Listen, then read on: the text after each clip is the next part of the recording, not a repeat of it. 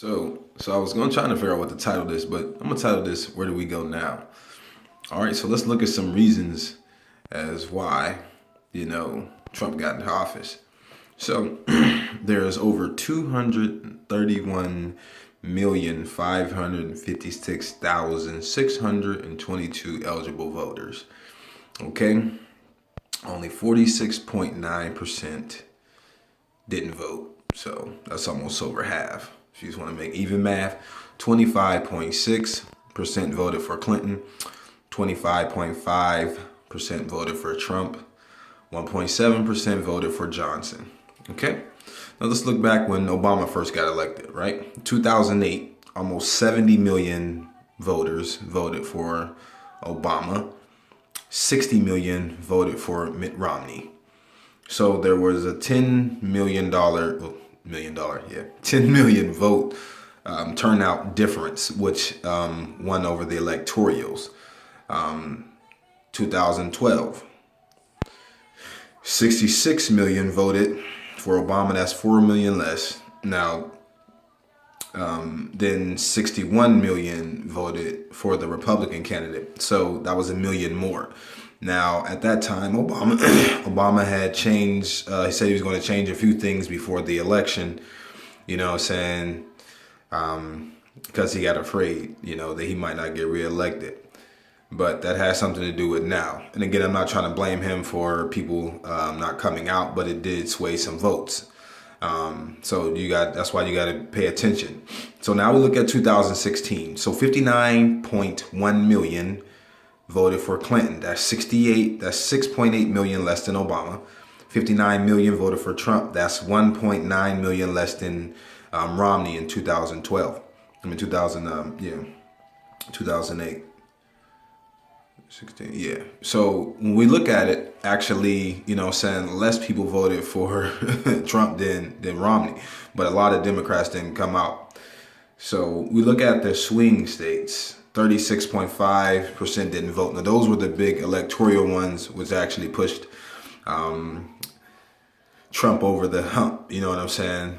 So, and we look at that. You look at a state like Pennsylvania, because I was like, I don't think, Trump won Pennsylvania because, there's way more Democrats than Republicans. The last time Pennsylvania was a Republican state was in 1988. Yeah, that's 28 years ago. So I was seven? I was 7 then. So, I didn't get to vote, but that's probably why. Nah, but let's just look at it though. So when they came out with these, the actual emails, again, 11 days before the election, that swung a lot of people not to vote. Now, you hear all people on Facebook all day, every day. You know what? It's just one vote. It's just one vote. Well, that one vote turned into about 6.8 million. You know what I'm saying? But again, that's the importance. I know some people are like, oh, it's just one vote. Yeah, but that's a lot of people that didn't even vote. You know what I'm saying? Now, granted, some people probably wouldn't vote it for Johnson, so then you have, but let's look at where we're at right now. So, and with this, I was talking to somebody today. I was saying that, the importance of the voting, this situation is going to change a lot of people's lives. Where do we go now? Because you look at it, this election has had a lot of people look at it, which is very important, of the vote. See, there's a generation behind my generation and their generation that a lot of people didn't vote. They don't understand the importance of voting or why to vote. But then you have children like my son. My son is 8 years old, and there are other children, other people that I've talked to on Facebook, or I've seen people post 13, 7, saying 10, 11. They were like, if I were able to vote, I would have voted for Hillary. They were saying Trump was mean and everything like that.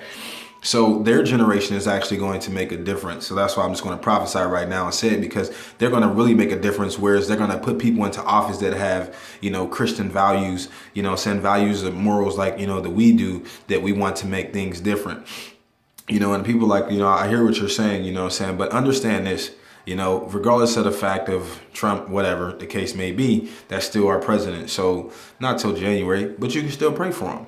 And at least the one thing that you can say that's good about him is that he did allow people to pray for him. If you see that and people are praying for him, why don't you sit and pray for him? There's a lot of division, and we don't need that. Everybody's upset because somebody voted. You can go tell somebody to vote, and some people went to go vote for Trump. It's just that serious. Some people went to go vote for, Clinton. But the thing is, we just have to pray for them, so we can have an educated vote. We can educate people on why the electoral votes and why the popular vote is very important, because when the popular vote is very close, it allows the electoral votes to kind of swing either way. Well, we could either go this way or this way. And that's why a lot of people are upset and crying so that this doesn't happen again or anything like that.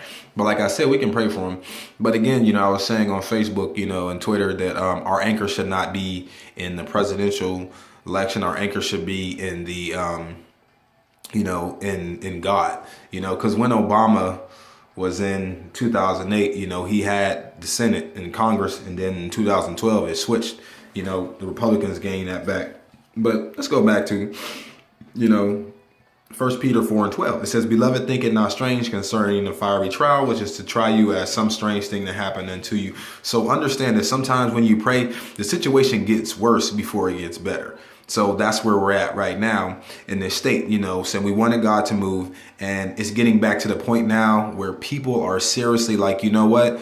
I need to pray. I've seen people that are praying now that have never really seen them pray, or really got people was putting God back into where he needs to be. And that's what we need to do. Put him back in the schools. We need to put him back in the White House and everything like that.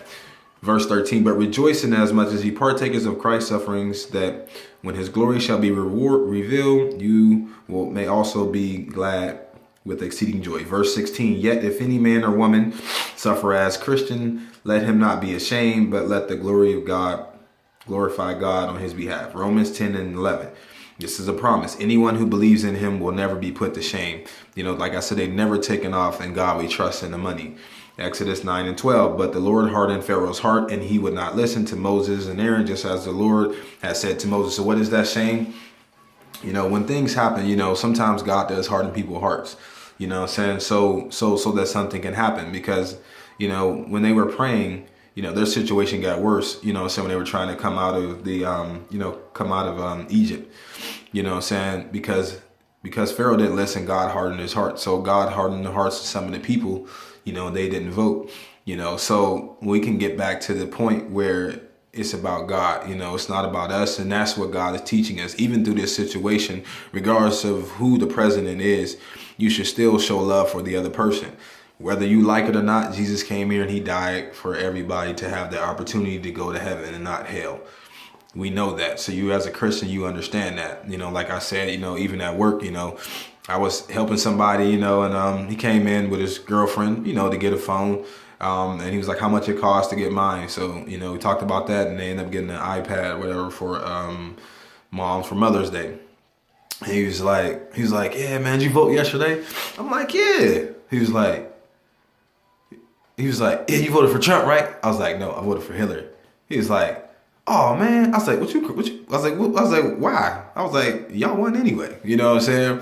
But I just made it like a joke. But I mean, in the end, it was still cool. It was still, everything was cool. I wasn't like, "Man, I ain't helping you, man, because you a Trump supporter." Regardless of the situation and why he voted for him, I still treated him as if he was a Hillary supporter, or if he was just a regular man. You know what I'm saying? Because that's what it is at the end of the day. That's what we need to get back to, showing love. And we have to understand why some people decided to vote for whoever the case may be. And I see people putting stuff on Facebook like, "Oh, I'm unfriending people because you voted for Trump." Why don't you sit there and love them, man? The only way we can end racism is through God's love. That's why God said, "Love your enemies," man. We're not going to always understand. There's different levels of common sense. People really expect it. When you have the vote, just the vote in general, everybody is not educated on who to vote for and how to vote. Okay, why I'm not. And so a lot of people are upset because they're like, "Well, why did you vote for this person?" They don't even know the reason why. And there's people voted for many different reasons. But we have to get back to God's love and understand. And I mean, you look at the demographics of this, and like I said, that young generation that's coming up, man, it's definitely gonna make a change. And that's why Obama got in, because the popular vote was enormous compared to the other vote. So it only affected a little bit of 1.9 million didn't vote. You know what I'm saying? For Republicans, and then you had 6.8 million for Democrats. So just something to think about, man. But I'm gonna get ready to go to work. Love y'all. God bless.